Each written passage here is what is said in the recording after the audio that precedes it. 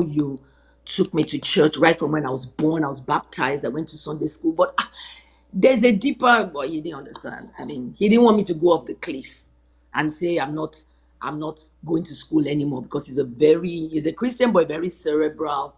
He's a professor and he's a very cerebral person. So I think he was afraid that you've heard stories where people get born again and they just abandon their education.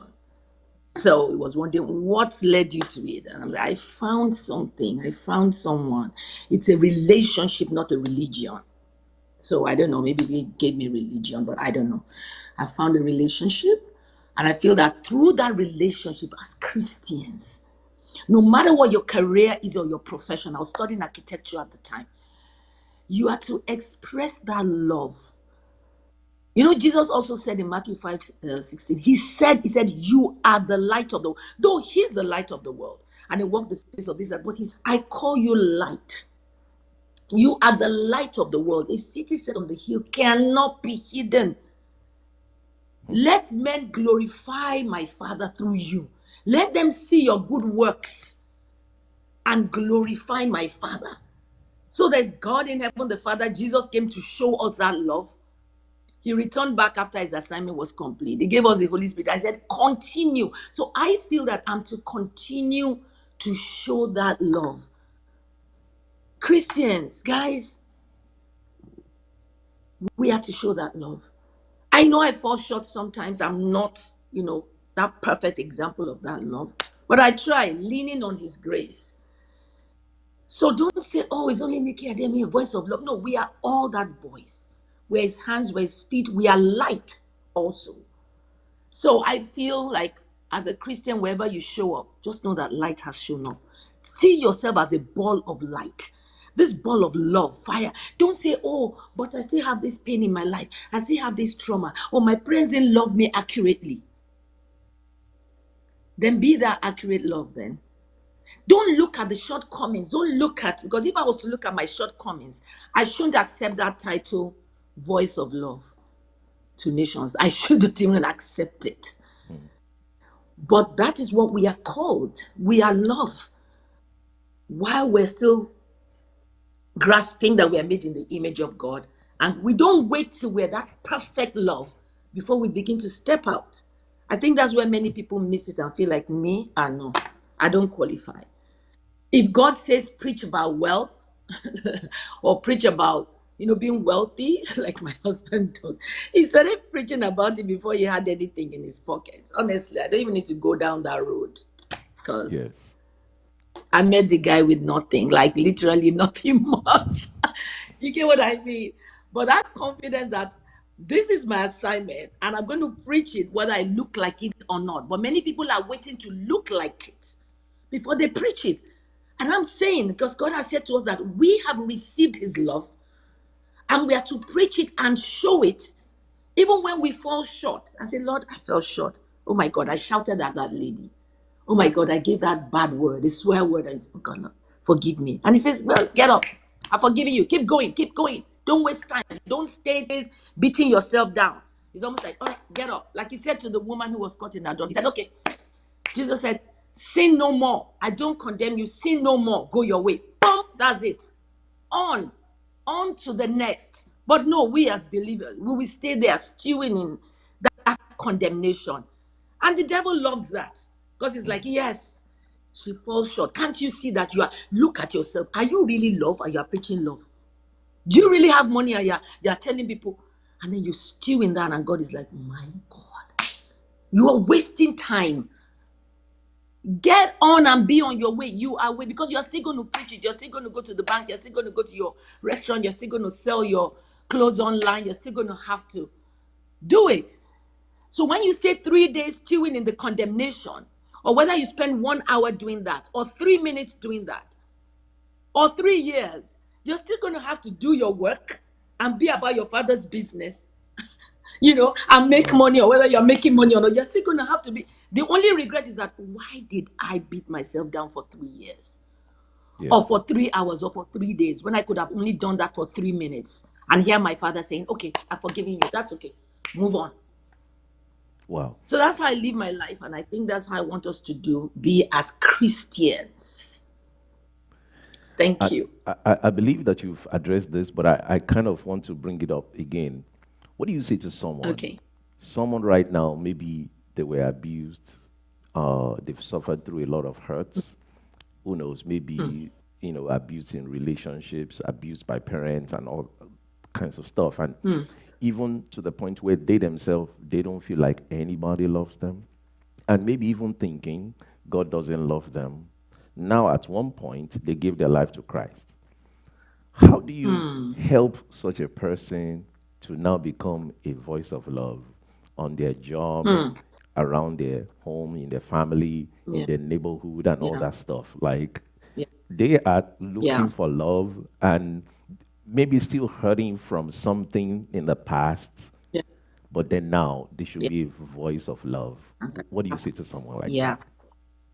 Thank you so much. That's a great question for those who are backsliding and who are, yeah, they don't feel loved. They feel hurt. And because it hurts do happen, even in the church, Christian, you know. But I say to people who are hurting, who are in trauma, who don't even feel like going to church or who feel distance from God, please don't search for love in the wrong places. There's nothing out there. And someone who has been submitted, to the love of God. So please get back, receive his love. I like singing this song. Oh Lord, I receive your love. Receive his love because he loves you and he's waiting. Um, you can sign up to see a counselor. There are people out there who are strategically placed to help you. There are Christian counselors, there are Christian therapists, there are therapists, people who have done the work, who have studied for this. They're also Christians, so they get you, they understand you, you know, um, and they understand the trauma and they're able to help you on a one on one basis. And they will still tell you, get back to the lover of your soul. Because if you've known him before, you have to come back into that relationship because he's waiting for you. Do not use your event, what happened to you. They say life happened or something like that. Do not use it to judge God, to judge Christ. Don't say, where was Jesus when my child died? That means he doesn't love me. Don't use your circumstances to determine his love because he loved you up front. Because God is also saying, my son hung on the cross. Where was I? So it's not to be insensitive to your pain, but you see, through our pain, no matter what shape or fashion it came, we still can draw grace from God's love. Because the devil is not going to heal your pain. It's a broken world.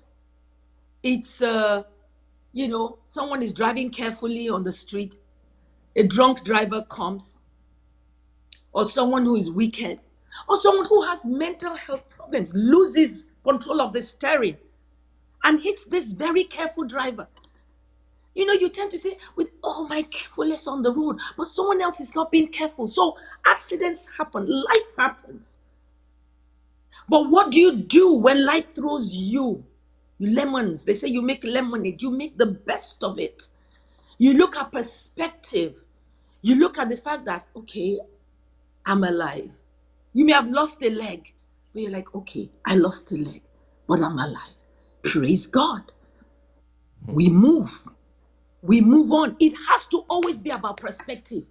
Because let me tell you, if I need to, I can't be telling you about some private things and stuff that I've been through that you'll be like, how is she smiling? People don't know that I've been through stuff as well. Or there have been times I was going through stuff, sometime last year, sometime during COVID, and you wouldn't know because the grace of God helped me. And I Wow. was still throwing up to preach. Because I looked at it. One day I looked at it, I said, I have Jesus. What about those who don't have Jesus? They'll be totally like, it will be a disaster. How do you do life without Jesus? How do you do life in this world? In this world. Okay, pre-COVID, fine. Then during COVID and after COVID, no, no, no, no, no. Even if you think you did life before COVID, but during and after, I find myself on this side and I'm alive. What am I supposed to use my voice for? Oh God. I don't know if you get it. Yes. Yes. Wow. There were mental health issues. There were all kinds of darkness, dark things going on during COVID. It's like darkness unleashed is worst. That's right. I'm like, if I comply with the darkness and keep mute, we were showing up on Insta Live, encouraging people. I was taking walks in the park and I'm praying and meditating. And I'm thinking, this might be a good time to come live. I just come live and say, hey, I just want to encourage someone out there who's feeling bad. Okay, it is well with you. Hang in there. We're going to come through this. Boom. And then I'm out. And then someone thinks, oh, because she's walking in the streets of Atlanta, she's in one cozy, oh, but she obviously is not even feeling what we're feeling in Nigeria or in Bangladesh or whatever. Seriously? There were times I was doing that to encourage people, but I was also encouraging myself in the process. Because In the sometimes I'm process. like, if I'm feeling this way, how are other people feeling that don't even know how to engage God and talk to Him? So That's it was right. a two-way street for me. But if people judge from the outside, they feel like, yeah, the strong ones need to encourage the weak ones. Let me just stop there. Wow. Because Wow. there are other revelations I've stumbled on over the years that the Lord began to remind me during COVID and even up till now. And when I was going through a very dark time. And there's some, I won't talk about it. If you go to my YouTube, you'll see messages that have that inside. Wow. And it's confused the enemy. Yeah. So I'm not sure there's a title like that, but it's inside some of my messages that have to do with joy or women's conferences. And it's a revelation, apart from the revelation, there's the revelation of confuse the enemy. Praise him. Praise me. Sorry. Praise me. That's God. When the enemy thinks you should be crying, Wow. they're so confused that they just leave you for a season and be like, we don't get it. This one, we don't get it. All right? Let's go look for someone that does not understand the joy and the love of God. All Wow. right. Wow. Dr. I'm Femi, so let me just glad. stop there.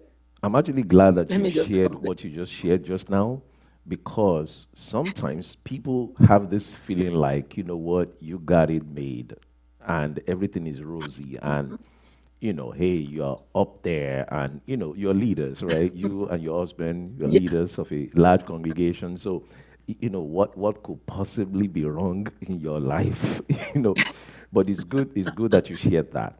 Now, as you were sharing, you said something about perspective, which reminded me of Yes. a guy, somebody that I know who was a gospel rapper, and his young son, maybe 4 years old, died.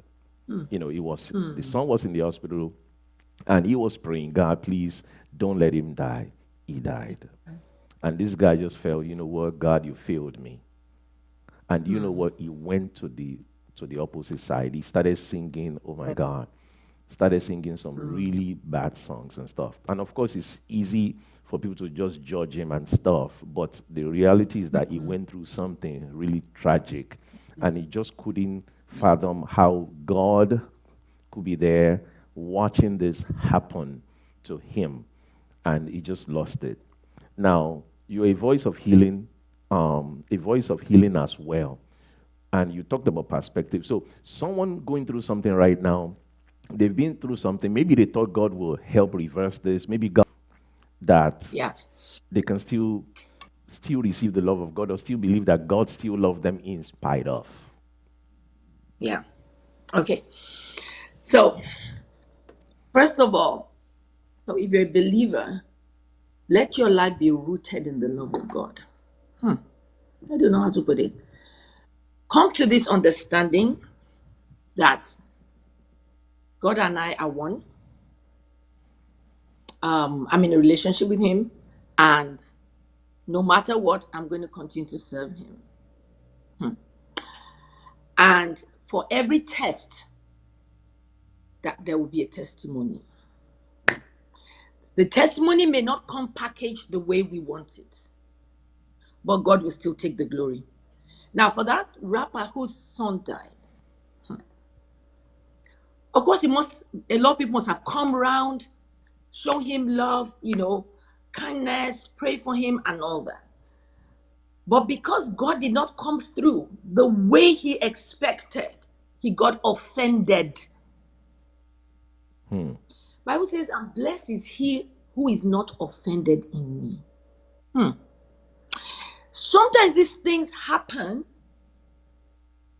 so that at the end of the day, when you look at it, the perspective is that he should be able to, in the future, help someone who's lost their child Yes.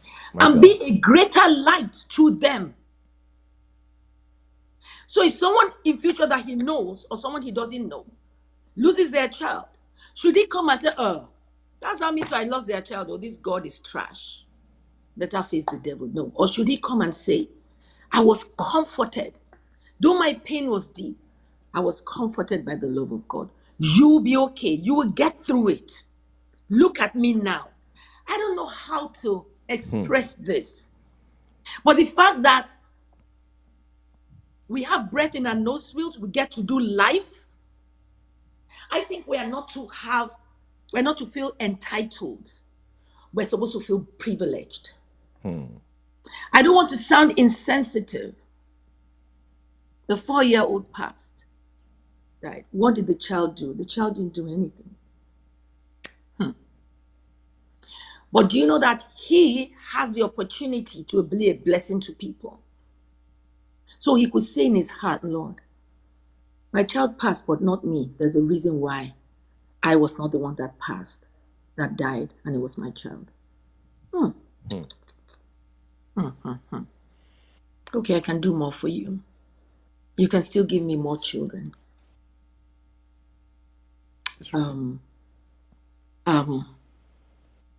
You can give me twins, you can give me 5 children, you can still give me more children.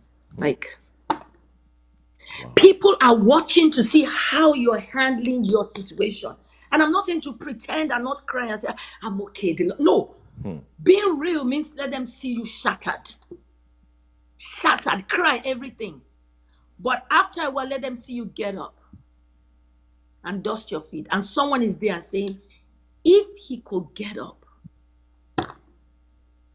then I'll get up and keep going. And you see, if we don't go through some things, how do we tell people how do we comfort people to say, I understand your pain? No, you don't. There's a proverb in Yoruba language. Yoruba is one of the many dialects in Nigeria. And the interpretation of it is, how do you tell someone who a tiger killed their mother to say, I understand what you are going through. It is well. I understand when people are mourning, sometimes just keep quiet. Just visit them. Just hold their hand. Sometimes just say nothing. In the bid to encourage, we rush to. Sometimes just say no. Just be there. Just like their post. Just comment or whatever. Don't say anything. Because you don't understand. You don't. You can say, I am so sorry. You're going. Don't say, it is well, I understand. Because even if you lost your mom, and you are trying to comfort this person who lost their mom, did you lose your mom through a tiger killing you? I mean, it's never the exact situation, so you don't understand. But what I'm just trying to say is, Bible says that through the comfort we have known, we might be able to comfort somebody else. So the perspective is that if this happened somewhere in the near future, somebody will come out of their trauma because I came out. Someone will receive the strength. Someone will say, because I was watching you and I thought, wow, you bounced back. Okay, I'm not going to give up. So the other children are watching. if he has other children or if he loses it. I mean, I don't want to sound insensitive, but the thing is that because we're alive, then there's still hope alive. And sometimes it is what it is. Because Jesus said, in this world you will what? Have tribulation. Honestly, the Christianity, when we preach, I don't think we're supposed to just be preaching a rosy Christianity. He didn't say, now that you've given your life to Christ, nothing that up. You're just going to be, money will be flowing your way. If money will drop from the sky, ha, no pain, no. In fact, you will be like you're not in this world. Like you're, no, we're still in this world. And Jesus said, in this world you will have tribulation, but be of what? Good cheer. Means be joyful. Because he said, I have what? Overcome the world. It says, greater is he that is in you than he that is in the World. The world is always seeking to bring in the darkness, to crush us, to say, I give up. You know, but so that's the perspective, to be of good cheer. So I said, God, give me strength to be joyful, and joy from the inside. Give me strength to be joyful. I don't feel happy right now. The happenings are not happening, you know. That's right. And then when I think of, okay, I lost someone, but I am still alive. Notice that when, like, a man loses his spouse, so he becomes a widower, or a woman loses her husband, she becomes a widow. Notice that even at the burial ground, at the graveside, even when the woman wants to, or the man, I don't want to sound instead, wants to jump in the grave. Let me go with him. Let me, you know, because of their pain at that time. Correct. Do you notice that they're still alive? They're still alive. God does not say, okay, since you want to go with him, go. Or to the man, since you want, no. You notice that they're still alive. Why? Because the Lord is trying to say, those who remain, you are alive. Mourn, sulk, and everything, but there's a reason why you're not the one in the grave and you're still alive. You have more time. What are you to do with that time? That's right. When everything settles, when the dust settles and our eyes clear and we're still grieving and whatever, some take a year to grieve, 2 years, some 2 months, whatever. But while you're in that process, please let the love of God minister to you. After COVID, when COVID was clearing out, the Lord began to impress on my heart the word light, light, light. The COVID wasn't fully gone, but it was more like, it was like move, move. I remember last year, I went to a number of nations. I went to a number of communities because I could go. And the message was light, light. It was more as if push out the darkness. Don't say COVID is still there. With the light in you, just push it out. You know, a lot of people are just wake them up. As it is the era of light. Darkness seemed to have reigned in the last 2 years. But now what? Get up. So if for me, it was those of us who were left after COVID, who did not die from COVID, who did not die from other things, sickness, you know, whatever. Many people passed on from sickness that were COVID related and not COVID. Many people lost themselves. They were alive, but they lost themselves. They lost their life. They lost their mental health. They became a shadow of themselves. Right? Yes. Many things happen, said and unsaid. And then I get to be alive. Who am I? Believers died, non-believers, and I get to be alive. Correct. With all that was happening in Nigeria, the NSAS in America, just the elections here. I mean, with all that was happening, I had to say, God, why am I alive at such a time as this? And why do I love these two nations so much? I love America. I've loved Nigeria for my whole life. But then he began to also put a love for Nigeria, America in my heart, which I have not. Let me just stop there because I haven't expressed that enough for fear of my Nigerian folks saying, Okay, we know you are half in Nigeria, half in Nigeria, but like the love, no, no, no, no. We thought you are there for ministry work and greener path. So you mean you actually have? I don't want to talk about it, and it's not today. It's not during COVID that I began to love America. Wow. Amazing. I've loved America for a long time, and I lived here when I was young with my dad, back and forth because he's an academic and he'll come and go, live in Berkeley, University of Berkeley. We'll be there for a year. It's called the sabbatical. 6 years again, we'll go back to Nigeria. After 6 years, we'll come back after 6 years for his sabbatical again. We'll be in University of Minnesota. I didn't know until recently, until a few years ago, that sabbatical was from the word Sabbath. And they understand it in the academic world. Every 6 years, the seventh year, you go to a foreign country, you go to another university, you go elsewhere to work there, but the work is different. You're doing research. It's not as intense because you're supposed to be resting but still learning. And we took part of that with Wow. him, my siblings and I. So I don't know whether that's where the love was birthed, but I remember I used to always want to come back because I miss my friends in primary school, in elementary school. You want to come back because Nigeria was good. I grew up in University of Ibadan, so that community was good. And I miss my friends. I don't want to talk too much about that because this is not the time for it. Correct. So that fear is that people think that I've betrayed Nigeria, like, America. Hey! When America was called all kinds of names on Facebook many years ago, long before COVID, I see people call America Sodom and Gomorrah, and I'll be like, guy, Wow. what of our own Nigeria that is not Sodom and Gomorrah?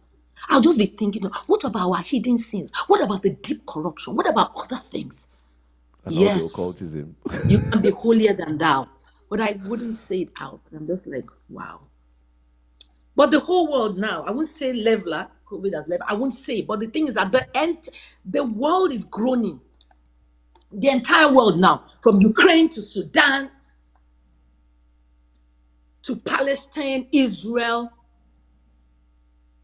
We've all forgotten the war in Sudan because of what's going on in Gaza and Israel. The pain Yes. that is going on, the war between those. But we've forgotten Sudan. And ongoing, it's still going on. I mean, recently I saw the, and I'm like, oh my God, why did I stop praying for Sudan? I literally forgotten Sudan because there's what you call front burner. Things and that are on the front burner. And what's on your own front burner may be different than what's on my own front burner, right? Yes. But the thing is that there's a lot happening simultaneously in the nations. What nation are you standing in the gap for? Wow. Stand in the gap for your family. Of course, love must be happening in your family, in your life, with you and your siblings, with your children, your spouse. And if you're single, love must be happening around you. If not, don't export it. Wow. So I'm not loving the nations. I'm not loving my family. No.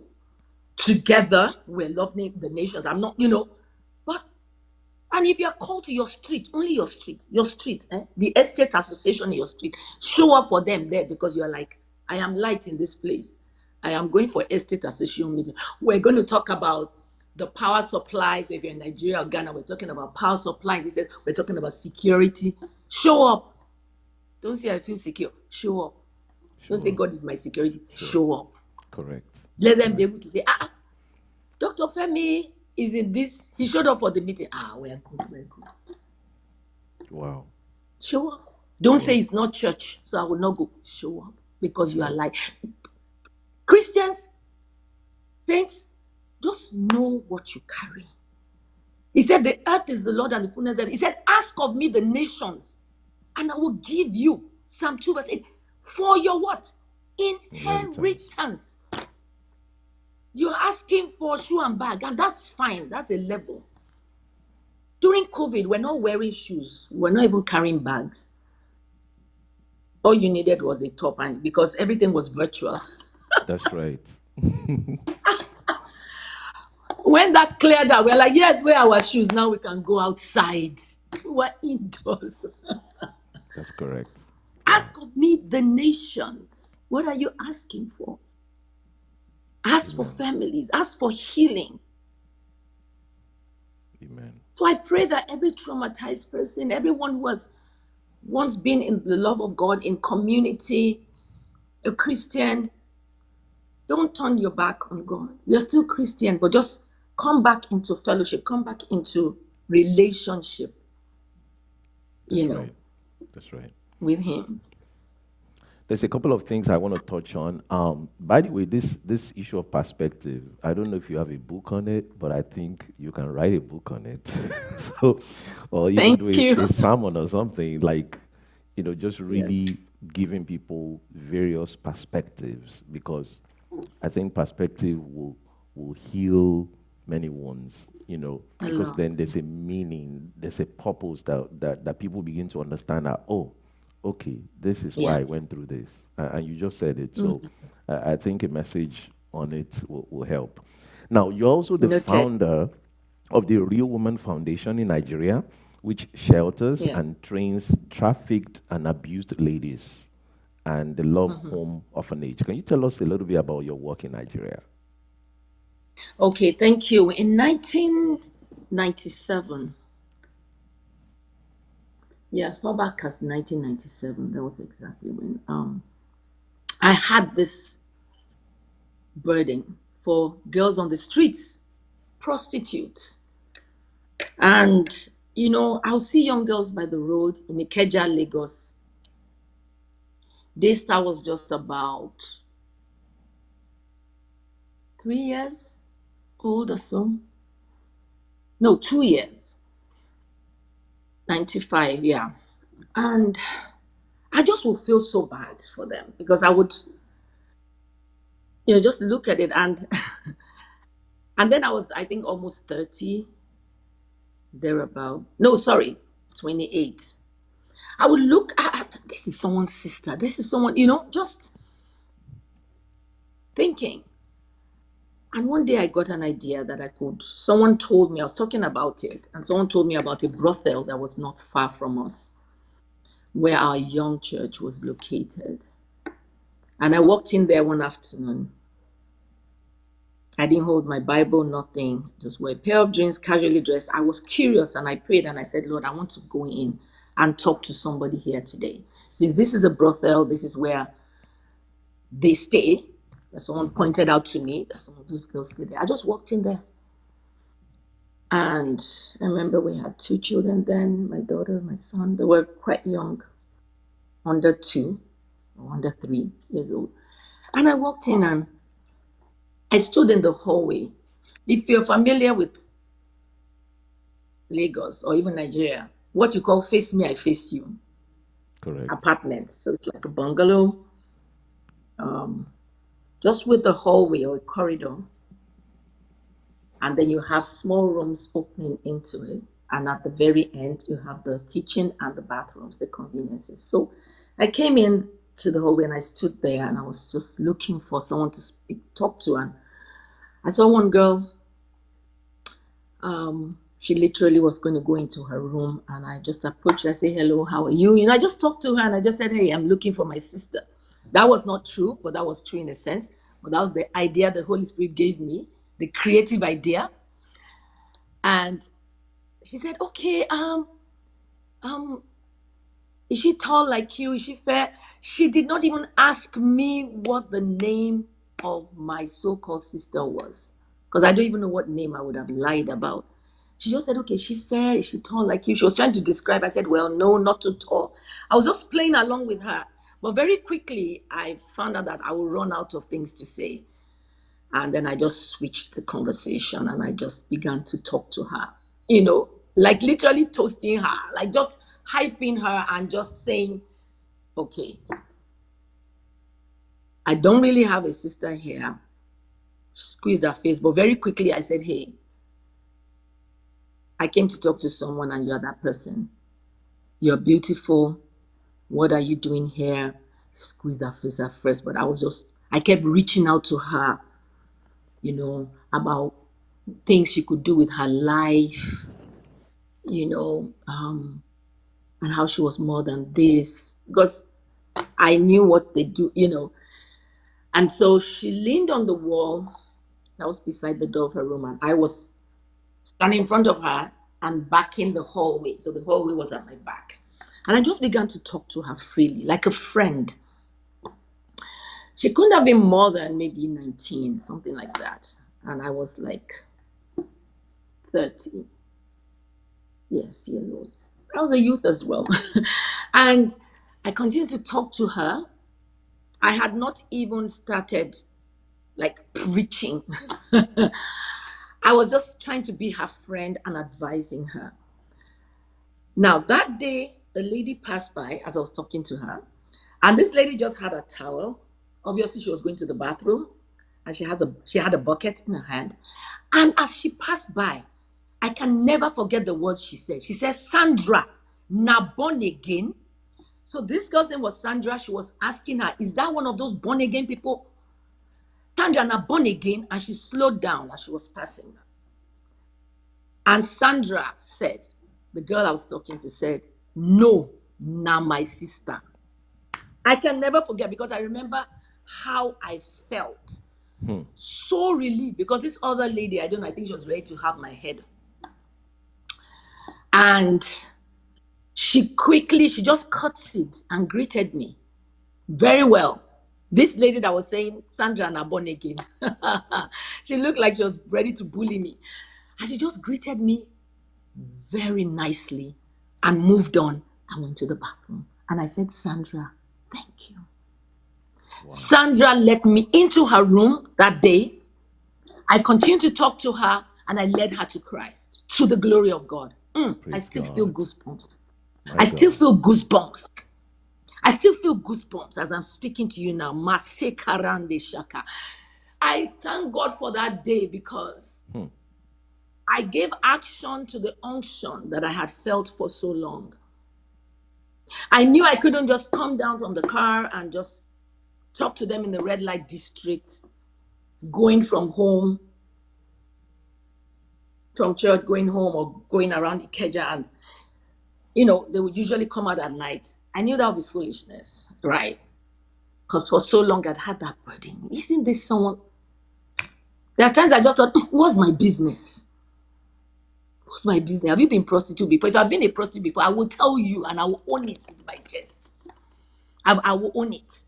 But I know I've experienced low self-esteem before and things like that women and even men to go through. I know I've experienced things like wanting to be liked, things like that. If I've been a prostitute before, I would write a book on it. If I own it, I'll say I was once a and then now I am now reaching my community.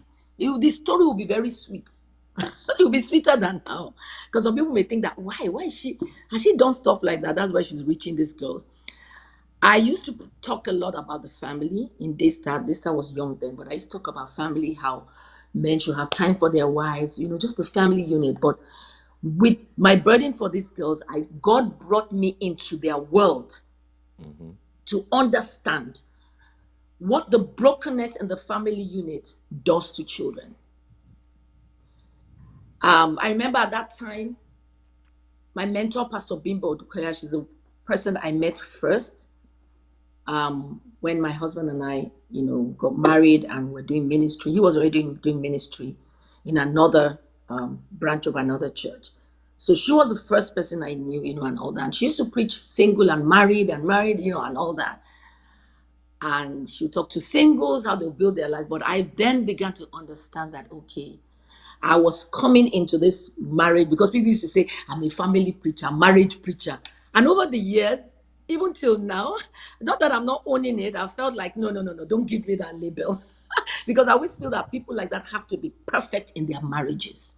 So don't put me on that pedestal that, Pastor Nick is a marriage relationship minister. I know I am, but I don't like to own that title because I feel like people then expect my marriage to be perfect. So if they see some imperfect thing, they'll be like, and she's a marriage minister. No, because I'm also called to that single. I'm also called to that 45-year-old single woman who is not married. I'm also called to validate her and tell her that marriage is not the only thing in your life. Marriage is not getting married doesn't mean getting married doesn't make you a successful woman or man. You can be single. Paul was single. We pray for as many as should be married who desire marriage. I encourage, but I don't flaunt it. This is April. Next month, May 1st. What are we now in 2024? Next Correct. month, May 1, 2024, I'll be 31 years married. I'm not saying it was bad. It's been by the grace of God and a lot of work. But I don't boast about it. Why? Because I want to be approachable. I want to still be able to reach that. I have a very good friend. She lives in Canada. I mean, people don't know her. She's a childhood friend. She's my age. I'm about a year older than her. She's not married. She adopted a child not too long ago, a few years ago, and she's an amazing person. And she's not married. Wow. Which sin did she sin? This lady has been a Christian since our days at OAU. I even remember. Yes. Christian. If you go by, she even look more Christian than some of us. Hello. Which sin did she come? Is it that so her life can show? She's been, a Canadian citizen for the longest. She's lived there for the longest of years. Has a good job, works even with the government. She's had, it's a job. Things work easy for her. Job, promotion. You guys know. But this area, is it that everybody has a but in their life? But that's not a but.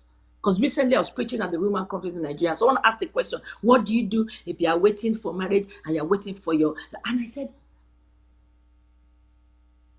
but it's not being married should not be a but. You say, oh, she's an amazing woman, high-flying banker, she's making impact in career, in the whatever, but she's not married. And I said, why must it be a but? That's right. Why can't it be, oh, and she's not married? By the way, she's not married. Which means she can still be a blessing to you. Which means you can still see joy on her face. Which means in that area, she's waiting. If she still desires to marry, she's waiting. Gracia Merkel, who was married to Nelson Mandela, her second marriage. She was married to the president of, I've forgotten one country in Africa like that first. Her husband died.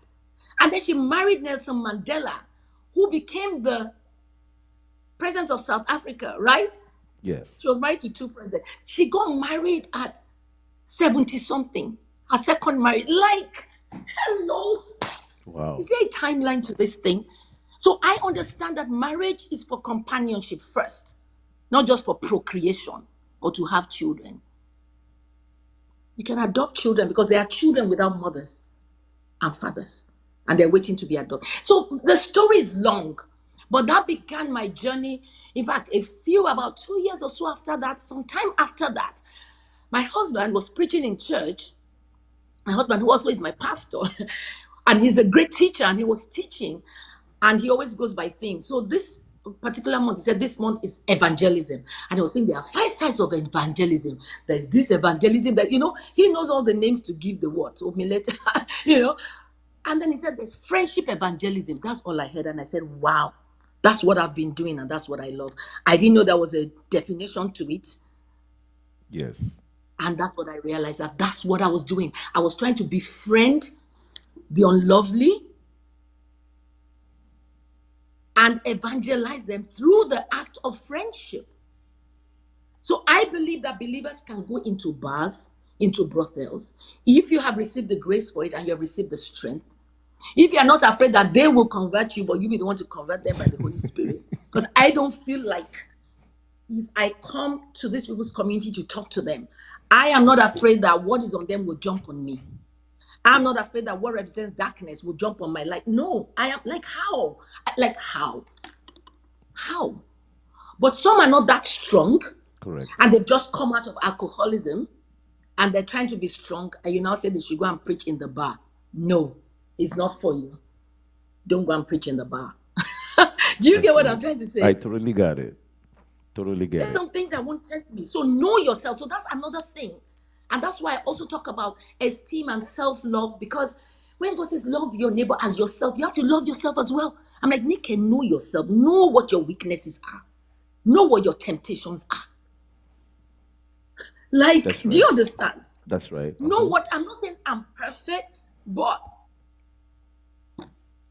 other men don't tempt me because I love my husband and he's fine in my eyes. I'm not pretending to be like all that, right? Yes. So I'm not afraid that if I go and preach in a bar, I'm going to fall for some man because I'm like, do you get what I'm trying I to say? totally So, get it. but you have to know You have to know yourself, yourself. know thyself, and know where you can go. That Nikki Adeyemi can go to brothel doesn't mean that you to say, I'm going to a brothel to go and you have woman problem. Like you're That's right. dealing with pornography as a man, you're dealing with, you fall, find women, you're like, and you have your wife. No, it's not for you. And if you're going to go, then go with your wife. And let's say, my wife, let's go and evangelize brothel together. That's right. Don't prove to have grace in an area where you don't have grace.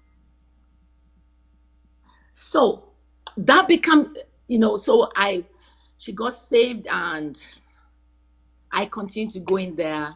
I'll give her money so that she would not go out. It's a long story. I didn't have money. I got this idea to set up a shelter. I hadn't seen it done anywhere before. I just imagined that if I was even able to get an apartment for them, one room can take 6 beds. By the time you put bunks, people or 9 people, no, 6 people, 3 bunk beds. And if there are three, So Yes. I asked them, if I had a place for you, will you leave? They said, sure, I will leave. But I didn't have a place and I didn't have money and our church didn't have money. So the Lord gave me an idea to start having conferences, seminars. I used to call it the Real Woman Seminar in non-threatening environment because I will invite these girls to church. So I met Sandra's friends and all of one by one, but they would not come to church. I said, look, our church is in so and so places. Just come to church. After church, move towards the front. You will see me because I'm the pastor's wife there. I hardly saw them. And the Lord said, have seminars in non-threatening environment. And I called it the Real Woman Seminars. The first one was on Big Chef Restaurant, at Big Chef Restaurant on Allen Avenue. That restaurant has closed down since. I walked in there and they said, yes, we have a place upstairs that you can use for an event. And that place will take 70 people. And I'm fine. I printed flyers. We handed out flyers. That day, December 4th, 1999, Real Woman was born. But I would say it was born when I went to the brothel. So I don't know whether our anniversary is 1997, that in 2001 or so when we got our CAC papers and all that. But the first seminar I called it Real Woman Seminar, like take off the mask. I even wrote a mini book, The Real Woman, take off the mask and all of that. And I would preach, share, and then we'll now have Q&A. They ask me questions, and then as time went on, I'll get some other woman to join me in answering questions because I also like, exchange. Q&A was not common. It wasn't even things people did in seminars. You just preach, you teach one way, and that's the end. You pray, and that's the end. One of my prodigy daughters these days, in fact, she always, not even these days, she always says, you are the queen of Q&A. You started this thing, women do having question and answer session after a conference. I'm like, oh, really? She said, yes, you started. It was not popular then. But this is because I always like to hear feedback as well. And I don't claim to have all the answers. So someone in the congregation, someone in that meeting can have an answer that's better than mine, maybe a more experienced woman. And sometimes these meetings end up at the end of the day looking like a town hall meeting because we have been able to help one another. I also have been able to take away something, not just preaching at them. So what happened was that this girl and some of the other girls and other girls in other brothels began to come for the Real Woman seminars, but they will not come to church. Wow. And in my own church, where I was pastor's wife and, yes, an ordained pastor, because a year after this, there was birth, my husband ordained me and some others. But I wasn't fulfilled being in church only. Because Jesus did not say, stay ye in the church. He said, go ye. Matthew 28, the very last verses, Mark 16. That was the commission. He said, go ye into the world. Baptize people, teach nations, do things in my name, blah, blah, blah, blah. He said, go ye. He didn't say, stay ye. That's So right. we are not to stay in the four walls of the church. We are to go. Four walls of the church not belongs to, but the pastor. Gracious churches, empowering churches like Daystar, we give other people the microphone, younger pastors, okay, preach, teach. When we're not there, let's all preach together. So again, before it even came to my turn in those days, before the mic came to my turn, sometimes it was weeks and months. Sometimes all I get to do was announcements. And I'm like, is this what I'm born again for? But friends, the parish, the world is your parish. That's right. outside the four walls of the church. So I told myself, because I wanted to preach, I was raring. But I found out that we are many, and my husband still has to preach, and we're young, right? Yes. And teach, because I was a teacher. I would teach. I'm like, when will this thing be my turn? Announcement, offering. So it wasn't a reaction, but the Lord was trying to show me Yes. that there are people outside the four walls of the church that are languishing in darkness, and you are here. A church of 100 people, then we move to 200. You are now waiting for a microphone. Hey, so that is still my mentality. And even the women in this, the women of destiny, I formed it, I created it, I birthed it.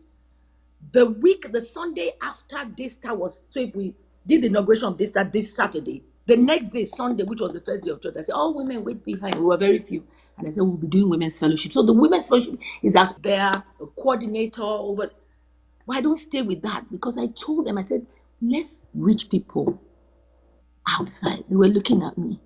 So when I had that first conference, December 1999, December 4th, that Saturday on Allen Avenue, New Ikeja, Lagos, some of the women in this that came, but some did not come. And there were 120 people. There was no, they were standing. And then the women went to that and said, you have missed. Come and see Sister Nikki. They used to call me sister then. And it's okay. I'm okay. I'm a sister. I'm not. Come and see.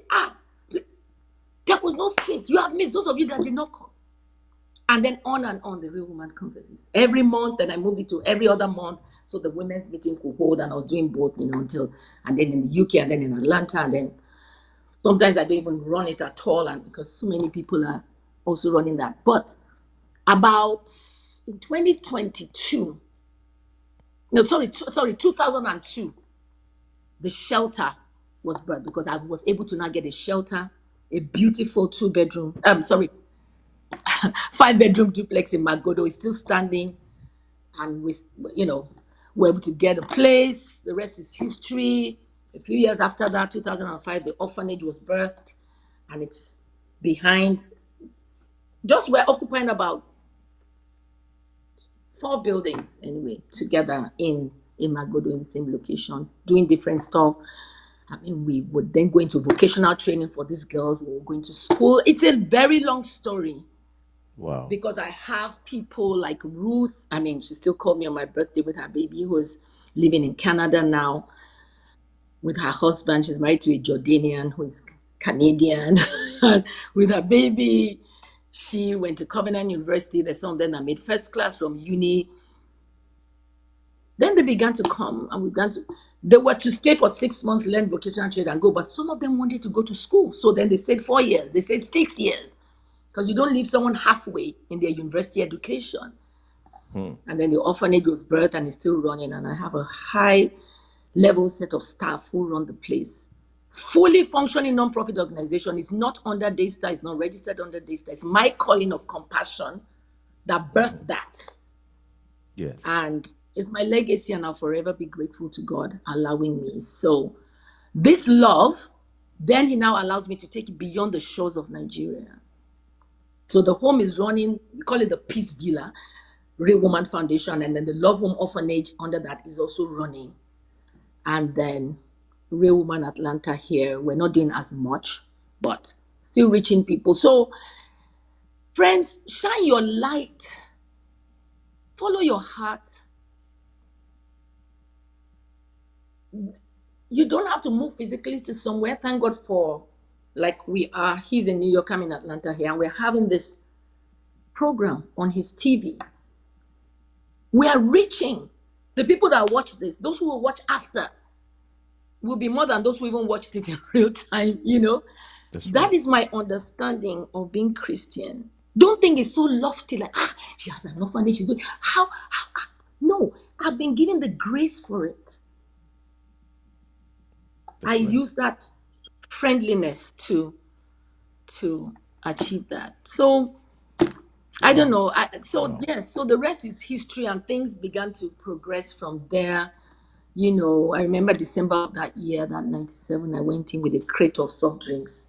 Then in Nigeria, it was bottled Coca-Cola and all that. I just dumped it for them, gave them a cooler of rice. I had someone help me, a caterer, make rice. I just gave them. I'm not preaching to you, just take. After church, I just dump it for them. I said, I'm going home with my family. I'm going to spend time with my family, and just Keep my bottles for me. I'll collect it during the week. Do Christmas. You to do Christmas, But for them not to be going out in the night, I had to look for money. Oh, you want to make your hair, do this, you want to, and I had to do the math for them that what you are paying here, they used to pay 100 naira every day. I remember calculating for Sandra and the other girls, 100 naira every day. The owner of the brothel, the man will come, and the wife also cooked food. She had a bukateria, like canteen, where you buy food in front of the brothel. That's where they buy their food, right? Because they can't too much in terms of cooking. The place was tight. And I said, Sandra, look at it. 100 naira per day. In 30 days, 3,000. In 1 year, you would have given this man 36,000 naira. As of that time, in Ogba, Iju area, if you know Lagos very well, you could get a 3-bedroom apartment for 30,000 naira for a year per annum then. Because I remember saying, what are you giving away? But because it is daily, you go out in the night, you sleep around, you make 200 or 250. At noon, the next day, the man will go around, collect 100 naira. And if you don't have 100 naira, you roll it to the next day. Your money becomes 200. I said, look at what you are giving for this tiny face me, I face you. Those rooms were so small. They are like, these 3x6 student mattresses that we use in the hostels, in boarding school, in secondary. When you they put that mattress towards the wall. There is only little walking space around it. The richest of them will have a small fridge. And Ghana must go back in the corner where all the clothes. I can't even just say stories and stories. But what I want to say is that from their life stories one-on-one, what are you doing? They had, I say many of them migrated from some part of Nigeria to this Lagos in search of greener pastures. One has an older sister who is also in the trade, in the profession. I just said, let me come and visit my older sister. Sister, go work, go work. My sister said, this, and then her sister introduced her into the prostitution. Where do you think I've been getting money to send from home? You two join. There was some I spoke to. I remember, not Sandra, one other girl I spoke to, and her story was that her father's friend had been abusing her sexually for a very long time. She couldn't tell her parents. She ran away from home, ended up in the brothel. Wow. I think eventually we were able to reconcile her with her mom. I said, but why didn't you tell your parents? I remember saying that my father's friend, they've been friends since before I was born. He's 17-year-old telling you that my father, he's been in my life. Like when I was born, I met him in my father's life. My parents won't believe me. It's their word against mine. And I began to realize that children, they want to be believed, but they're afraid to speak out. Because there are those who spoke out and their mother said, shut up. What are you telling, liar? And then the uncle or the driver that's been abusing them said that it's a lie. And then they believe the adult above the child. Of course, the child shuts down. The child gets some slaps. Sometimes that parent knows inside that it could be true, but they're not ready to exploit. Like Joyce Meyer's father. She always talk about, and that's why she's one of my mentors, because I've not, met her physically, but years ago, Prophet Ankoma from the US, years ago, just asked me, have you met a woman? Have you heard about Joyce? I said, no. This was even about that time. He gave me a book by her. She said she's an American preacher. And when I read her story, I'm like, what? How did she even turn out like this? Her father abusing her. Her mother turning the other way. And she forgave them all at the end of the day. And led her father to Christ. And, we know the whole story. Wow. But Wow. her mom knew it was true, but looked the other way because she didn't want to lose her husband. So these are practical situations that people have asked me. If there's a girl whose father is abusing her sexually in the house and the mother knows, what should the mother do? Carry your child and run. No, some will say, no, your husband, you stay with your husband, Neil. So where should your child go? My God. These are practical situations. I've seen these things. So practical will be like, carry your child, go and get help for the man. Let him go and seek therapy because he's not okay upstairs. But you see, in those days, you don't even know that could be a mental problem. Correct. For a man to be sleeping with his daughter. It is not normal. It's not normal. And over the years, there was a case we had, so many cases, because by the time we set up the orphanage, there was a case we had that the government brought a child to us. So this girl was like 16 and had a baby through her own father. But they brought the baby to us to take care of, and they took the girl to another facility, and the girl continued to go to school, and the man went to jail. Lagos State, true story. But they gave him only 7 years, so he's out now. He's been out since longest time. And they brought the baby to us. But they didn't want us to give up the baby for adoption right away. The girl said she didn't want the baby. She was 16. Now, the baby's father is also her grandfather. Like how? Wow. The government didn't want us to give up the child for adoption immediately. A baby, 2-3 weeks old, let's give the child up for adoption. They were like, no. They felt like when the girl is 18, she may change her mind and say she wants to keep the baby. So keep this child for 2 years. So we keep the child for 2 years. Sometimes the children are there more than 2 years, 6 years, 7 years. They start going to school. We send them to school, and the government is like, we are still investigating the case. Anyway, in this case, the man went to jail. I'm sure he's been out since because they gave him 7 years. But today, in some states in Nigeria, it's life imprisonment. In some states, it's 7 years. In some states, it's life. So you spoil the life of, but nobody used to look at, in this past few years now, we're talking mental health, but nobody looks at that. But if I look back, that man is not. I don't know in prison whether he got any help, but when such people are sent to prison, they should also have psychiatrists and therapists talking to them and digging into why and reforming them, right? That's right. But in those days, there wasn't anything. It was just like, yes, you're a very bad person. And yes, very bad. So it's a whole gamut of social work mixed with spiritual, That's right. humanitarian work mixed with spiritual. We in the church, we should own humanitarian work. That's right. Jesus was the greatest humanitarian, but in the world it has also been abused. Humanitarian. But what's the purpose? What is underlying it?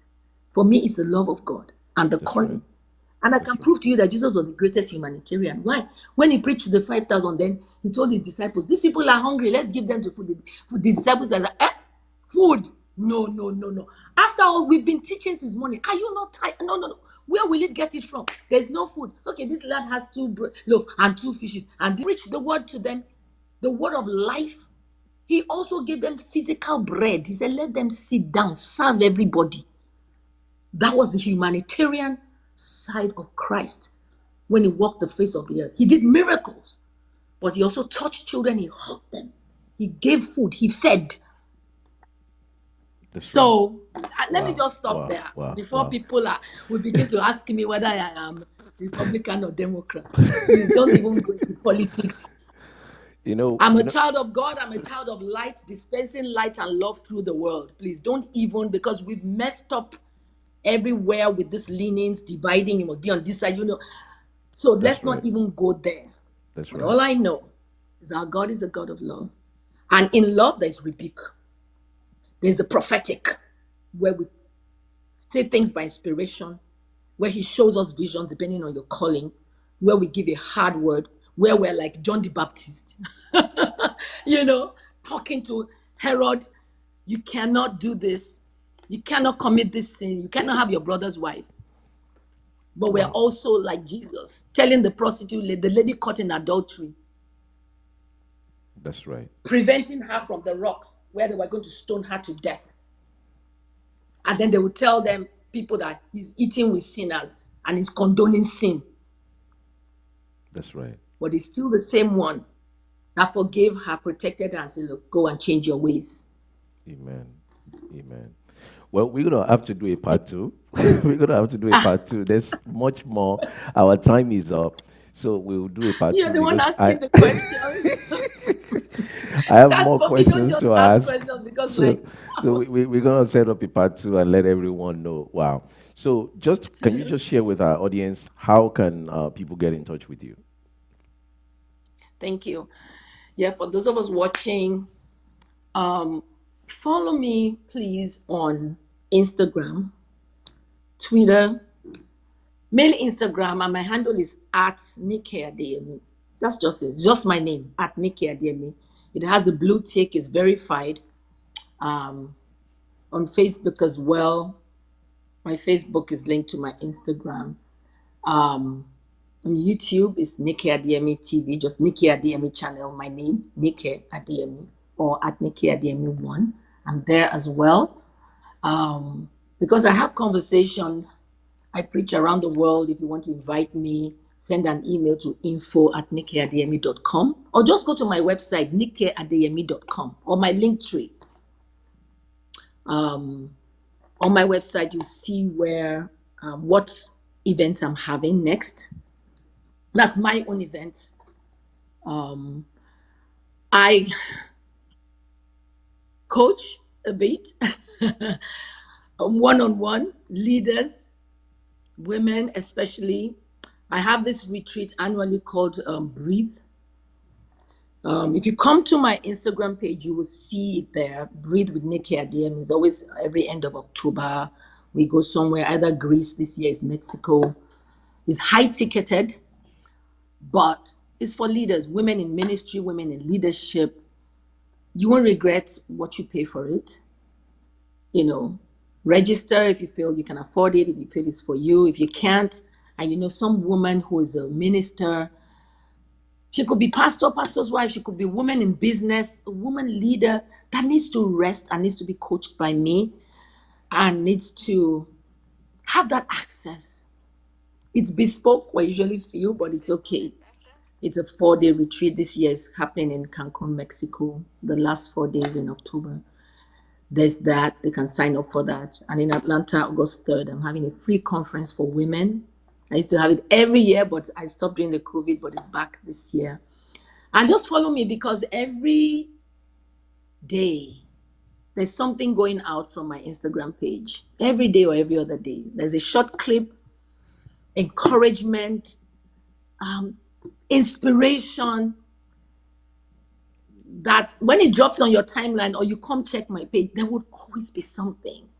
Because by the grace of God, He's giving me that gift Praise as a God. prophet. I don't always claim it because, again, I don't like being on that pedestal. What is the Lord saying? Because for me, if the Lord is not saying anything, I'll tell you, the Lord is not telling me anything about you right now.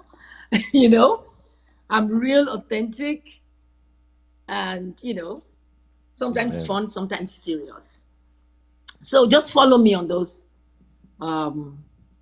Subscribe. My website is nikiadeyemi.com. And that's just it, as simple as that. Thank you And very then you see all the much. amazing things I have to offer. Thank you so much, Dr. Femi. Thank you. Thank Um, you. it was glad I was, glad seeing you in. That was last year at the Dear Leader conference of my husband, and in the